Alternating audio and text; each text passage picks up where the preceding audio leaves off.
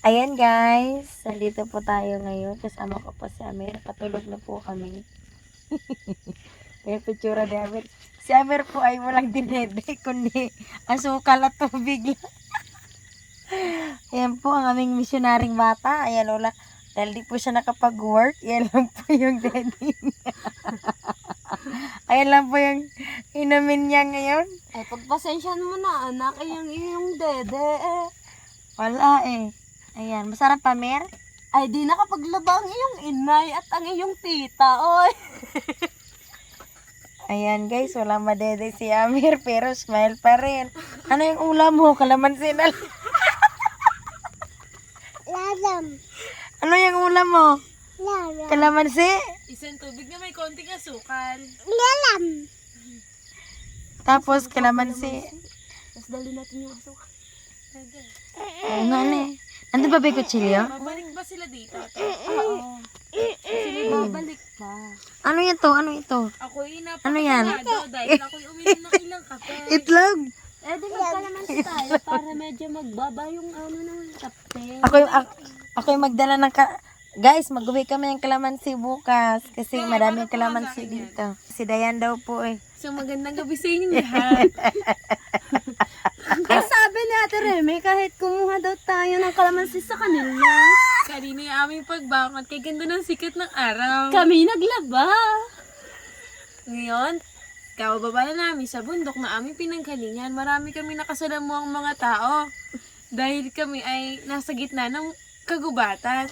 Ngunit patuloy pa rin kami naglalakad upang marami. Yan yung katabi mo, mga pagkain ng manok. Ano kami mumuna?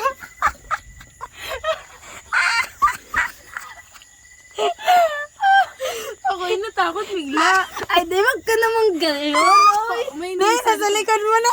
paumanhin sa aming mga viewers. Tila ba'y napakaraming baka sa lugar na ito. Gusto sa pagkain. At napakaraming damo. Oh, kambing guys. Oh. Guys, ang mga kambing ay napakain na ng aming ama. At ang mga manok ay napatuka na. Ganyan din naman ang manok. Maging ang mga baboy. Kung isang bata aming kasama, hindi pa napapakain.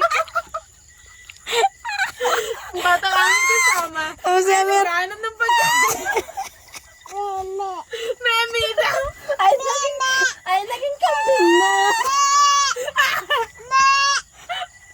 Amir, gabi na, huwag kang magngangaw-ngaw dyan. Anong oras na? Alas 8 na, nagmimimik ka po. May isang batang kambing. Ang Higa na. Ang pinadedi sa kanya ay isang tubig na merong asukal. Ngayon nyo lang nakita yan sa buong buhay nyo, di ba? Tila isang bata lamang na Tagaytay ang nakakagawanan. At ang kanyang ina ang nagpasubo sa kanya. Madilim na sa aming lugar, mga kaibigan. Isang ilaw na nampara namang ang nagsisilbing liwanag sa aming paghiga.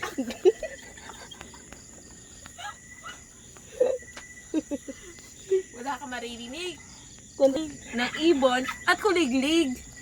Minsan may nakikita kaming mga alitap-tap. Ito yung brief ni tatay.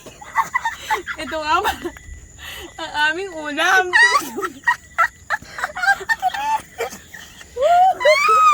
Brief ni tatay na ba yan? Tay. Ang nagsisidling pamantong sa malakas na ulan. Dahil alam namin paparating ang bagyo. Kaya aming inaayos sa Pang-kontra. ito yung pangunta sa mga aswang. Alam namin yung mga masasamang loob na maaaring pumasok sa amin. Sa aming kinaroroon. Meron daw kasing nananaga. Ngunit, hindi Mga pag makakapasok. nataga niya yun, matagal niya yung brief. Dahil nakuha namin ang brief ng mananaga. Alam na namin ang amoy niya. Kaya ng brief yan. Brief ng mananaga. Pagpapainin nyo kung gano'n kami magsalita, ito yung naman ito ang aming pinagsasabi. Bakit? Walang ano. Say bye to the vlog. Bye. Bye. Okay, love you guys. Ayaw mo. Ayaw mo mag-I love you sa guys? I love you guys. Bakit? I love you guys.